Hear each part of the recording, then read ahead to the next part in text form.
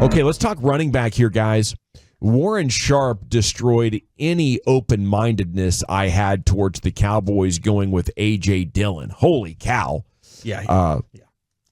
The metrics on this look really bad for him. I don't know. Maybe he's got to be looking to the CFL or something. But A.J. Dillon had 18 touches inside the 10. He scored just 2 touchdowns.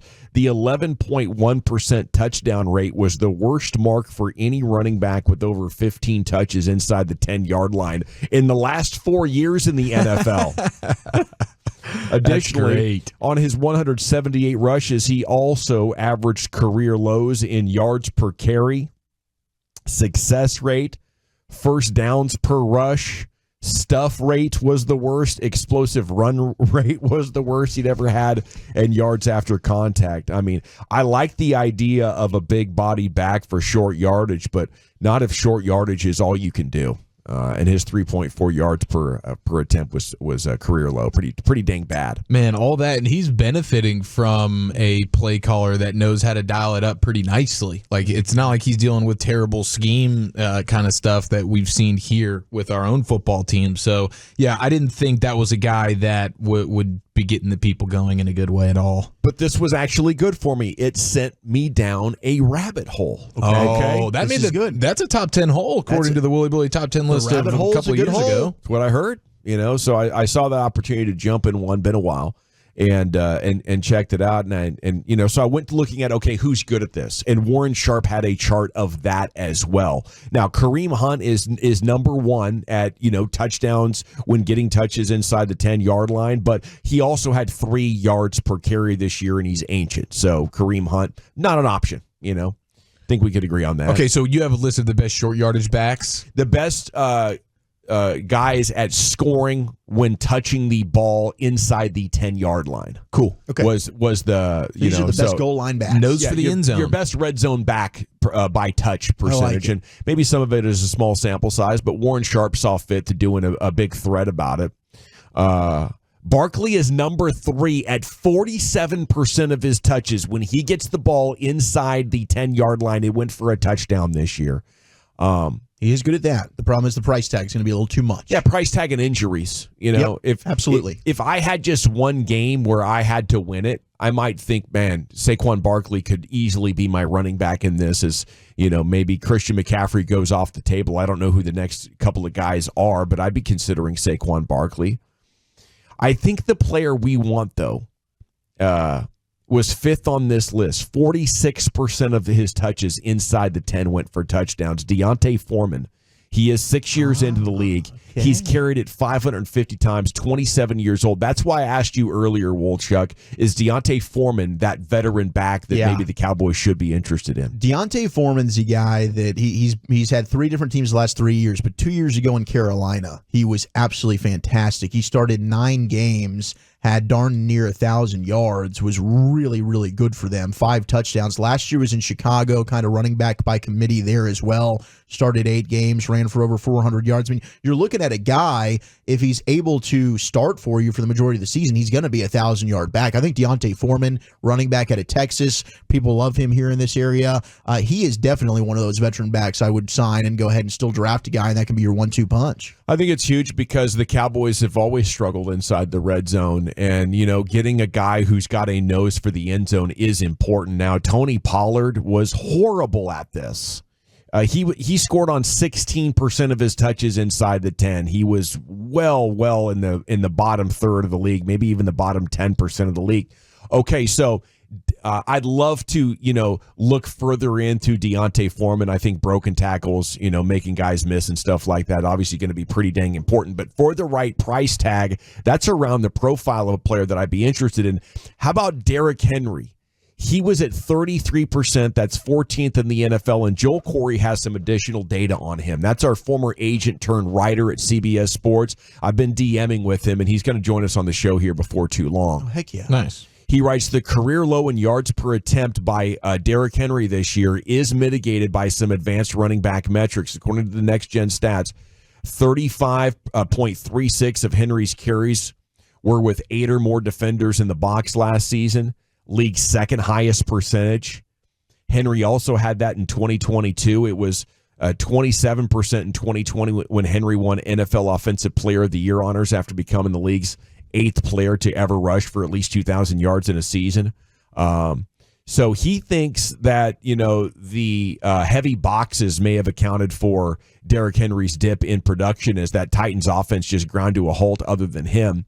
He did eyeball the contract at 2-14. And he says most likely if you wanted to do that, it would be more like a 1-year deal at 11. You would just plan on a portion of the year 2 cap hit, being rolled into that. It'd basically be avoidable second year on the deal, but you could get Derrick Henry for 2-14. Now, to me, that is of somewhat interest because I'm getting guaranteed between the tackle production. I'm getting guaranteed broken tackles and a guy that can force 8 into the box and still be somewhat productive. By the way, Zeke at 27%, Josh Jacobs 22%, and then Tony Pollard was the other interesting one that I wanted to include in that. I would say inside the red zone, Zeke was still more productive, and maybe Zeke should get some mentions as, hey, if the price is right, should he be one of the options for the veteran running back that the Cowboys consider, making a part of their backfield coming up this year? How would you guys handle that question?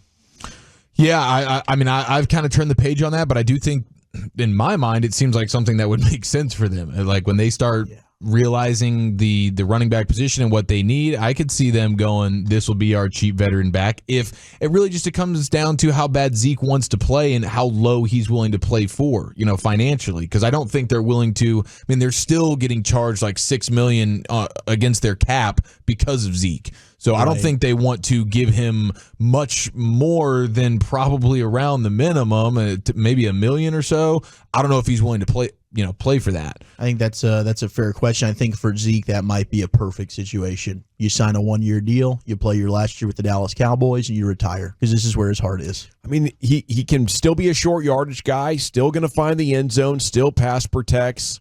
I think it could make sense as part of, but obviously I'm trying to use my 2nd or 3rd round pick to get a young burner in here from college who can absolutely be your, feature back and hopefully be a difference maker like Tony Pollard was in 2022 for you.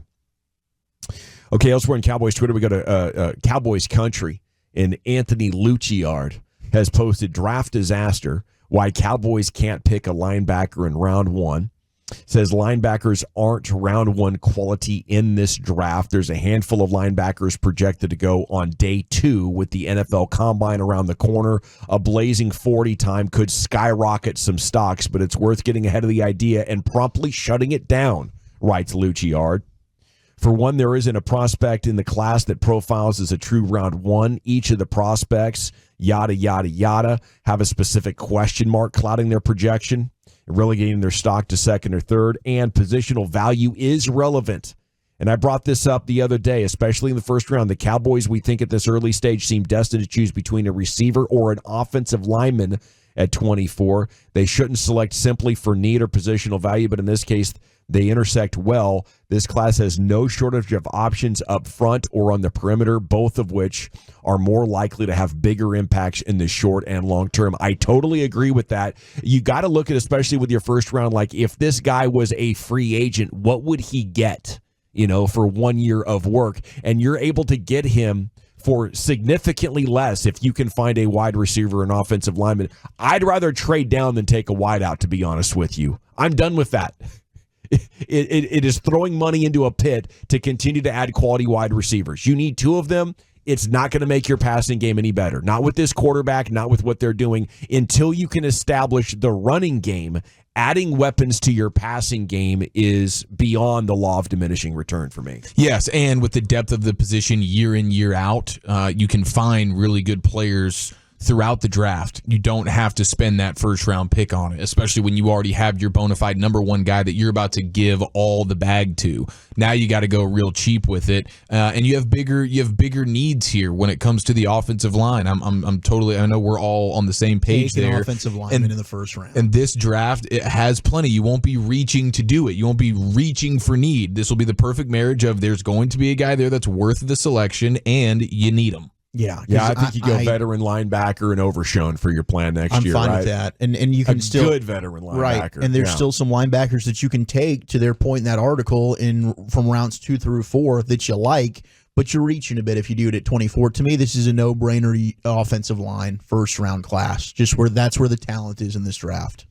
Yeah, and to me that makes a lot of sense. But if the best player available is a tackle and the centers are gone, I'm trading out of that as well. You have Tyron Smith and Terrence Steele.